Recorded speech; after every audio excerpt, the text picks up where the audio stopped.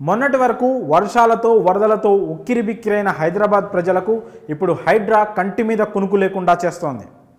ఎవరు ఎప్పుడు నోటీసులు పంపిస్తారో, ఏ వైపు నుంచి హైడ్రా అధికారులు తమ బుల్డోజర్లతో వస్తారో అని గుండెల్లో రైళ్లు పరిగెడుతున్నాయి. అసలు ఈ హైడ్రా ధనవంతులపై ఉక్కుపాదం మోపుతుందో, పేదవారిపై విరుచుకుపడుతుందో తెలియని అయోమయ పరిస్థితి నెలకొంది. ఎందుకంటే నగరంలో చాలామంది మధ్యతరగతి కుటుంబాలు ఈ హైడ్రా చేస్తున్న చర్యలకు అర్ధాంతరంగా రోడ్డున పడుతున్నాయి.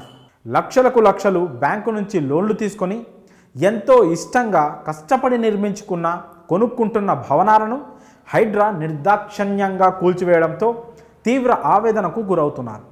కళ్ల ముందే తమ కష్టమంతా బూడిదలో పోసిన పన్నీరులా మారుతోందని బోరున విలపిస్తున్నారు. కనీసం నీడ లేకుండా కొందరు తీవ్ర ఇబ్బందులు పడుతున్నారు. అయినా ఏ మాత్రం కనికరం లేకుండా హైడ్రా అక్రమ నిర్మాణాలను కూల్చివేయడంలో మరింత దూకుడు చూపిస్తోంది. అయితే హైడ్రా మాత్రం అక్రమ నిర్మాణాలను చేపట్టిన వారిని టార్గెట్ చేసింది.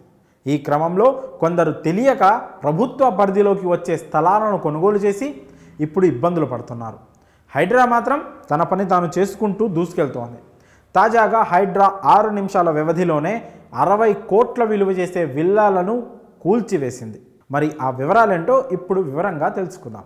హైదరాబాద్ నగరంలో ప్రస్తుతం చెరువులు, నాలాలు, బఫర్ జోన్, ప్రభుత్వ స్థలాల పరిధిలో నిర్మించిన భవనాలపై హైడ్రా ఏ స్థాయిలో కొరడా జొలిపిస్తుందో ప్రత్యేకంగా చెప్పాల్సిన అవసరం లేదు.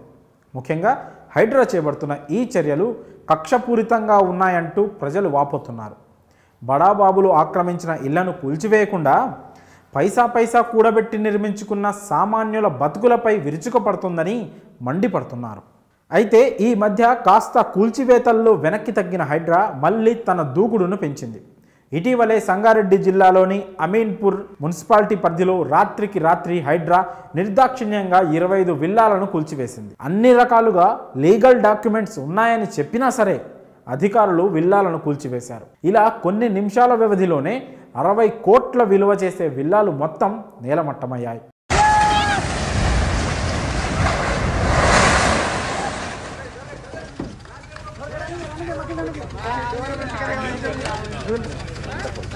అలాగే పటేల్గూడలో కూడా ప్రభుత్వ భూమిని స్వాధీనం చేసుకొని భవనాలు నిర్మించారని 16 విల్లాలను హైడ్రా కూల్చివేసింది. అంతేకాకుండా కూకట్పల్లి నల్ల చెరువును కూడా ఆక్రమించి విల్లాలను చేపట్టారు. ఈ చర్యలపై పలువురు ఆగ్రహం వ్యక్తం చేస్తున్నారు. గత ప్రభుత్వంలో అధికారులు పర్మిషన్ ఇచ్చి బ్యాంకులు లోన్స్ ఇస్తేనే ఇలా కష్టపడి భవనాలను నిర్మించుకున్నామని తెలిపారు స్థానికులు. అయితే ఇలా ఉన్నట్టుండి అక్రమ ఆస్తులంటూ కూల్చివేయడం ఎంతవరకు కరెక్ట్ అని ప్రజలు వాపోతున్నారు.